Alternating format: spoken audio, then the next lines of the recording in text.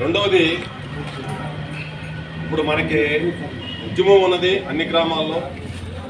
ఆ పోరాటం తర్వాత మనకి anganwadi, ASHA workers, mid day meals, తర్వాత మనకి అనేక ఇతర ప్రజా సంఘాలు. అప్పుడు మొదట్లో అయితే ఆదివాసీ సంఘం లేదు, భూపోరాట కమిటీ ఉండేది. తర్వాత ఆదివాసీ సంఘం ఏర్పడింది.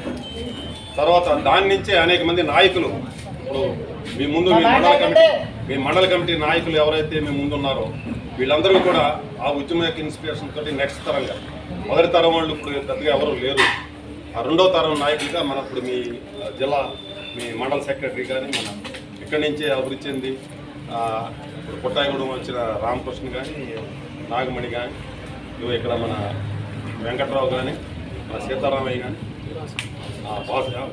భాస్కర్ ఇదే మండలం వాడు.